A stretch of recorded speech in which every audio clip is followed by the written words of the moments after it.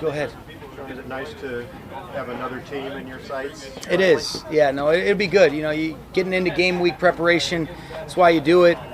We've got a good work week ahead of us, but thought today we started off the right way. Guys had a good look in their eye, and it was good to get out here and get that prep going. How good of a measuring stick are the Bears? Well, I think every team is a great measuring stick. This is a playoff team. They've got great players in all three phases, really well coached. So, really every single week in this league is so difficult, and this definitely represents a very difficult opener, one we're excited about. The last thing for me, the scheduling quirks have you facing them for the fourth straight year. Yep. Does that change anything about preparation? It doesn't change much. I think if anything, it gives you greater appreciation for what you're going against. They've obviously got a couple things different where some key personnel at some key spots. They've got to change at the defensive coordinator position, but they still got great players. And, I've heard great things about Sean McVay, and it's going to be a great challenge for us. But that, they'll do some good stuff offensively with Coach Nagy and Coach Laser, and Coach Tabor does a great job special teams-wise, so it'll be a good challenge. Sean, two-part question, kind of. A'Shawn Robinson looked like he was able to do dynamic stretching today. How close is he, do you think? He's on track to be able to go, so that's the goal. On Sunday? Yep. So that was kind of the goal, and we'll take it a day at a time with him, and he's on track right now. And then you mentioned that you guys wanted to get Sony integrated into the playbook in time for Sunday night. Is that on track as well? It's on track. We're really in the early phases of our preparation, and so I'll have a better gauge and a good feel for that once we get through Wednesday and Thursday. But to that point about Sony, just how pleased are you with the progress that he's made so far in terms of getting the playbook down?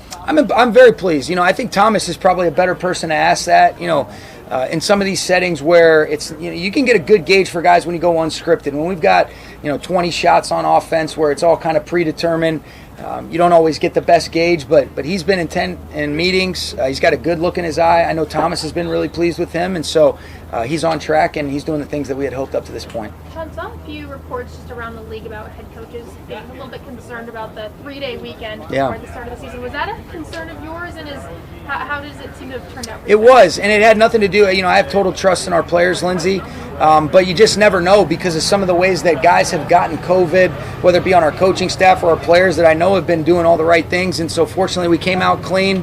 That was a good thing when you test everybody today, and got good results, and that's something that definitely you breathe a sigh of relief. I guess they're going with Andy Dalton at quarterback, but is that a little bit, I know, and he's a veteran and has experience, but is that a little bit of an advantage for you to not have to prepare for someone who you really don't know all that much about if it was Justin Fields? I think it'd be naive for us not to prepare for them to be able to utilize him in some form or fashion. But Andy's a winning quarterback in this league, does a great job. I really have seen a lot of film of Andy, even going back to when Jay Gruden was his coordinator at Cincinnati.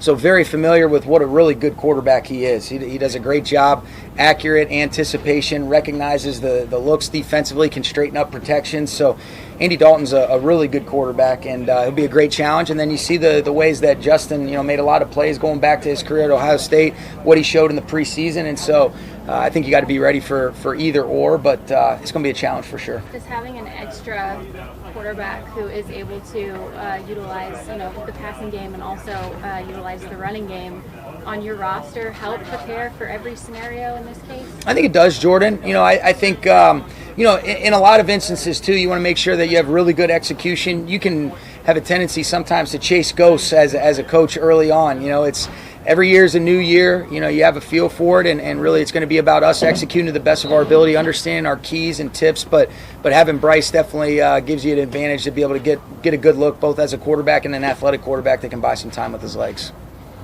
Sean, this is a little bit random, another two-part question for you, but obviously with the maybe sort of trending rise of those two high shell post-snap rotation, how does that affect the play action, particularly under center? Yeah, it just depends on what type of play action you're talking about. Some of those elements and make it a little bit more difficult to get over the top. But it's all about the timing.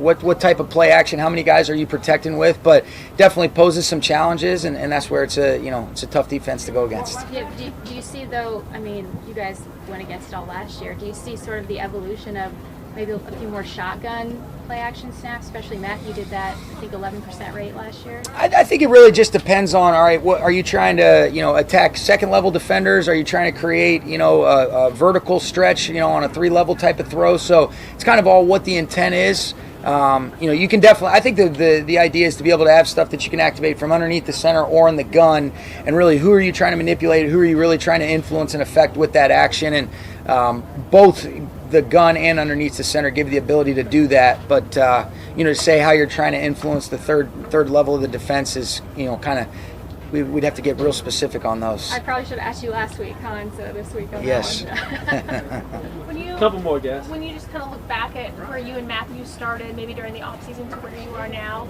how far would you say you've come? And I know you're not exactly probably where you want to be, but how far have you come? I think it's more about his comfort, Lindsay. I think he's done such a good job getting acclimated to his teammates, this environment, this atmosphere.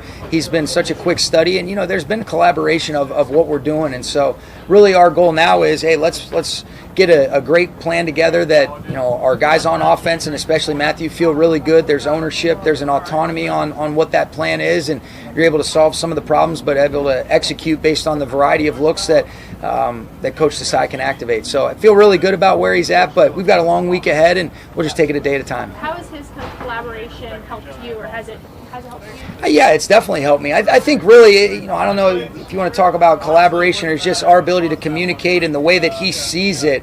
He's got such a great lens that he sees the game through, and I've been able to learn a lot from him, as I know of some of our other coaches and his teammates. And so he's got such a great inventory of things to be able to draw on, and that's a really beneficial thing for our offense and especially for me. Okay, thanks, guys. Thank you. Appreciate it.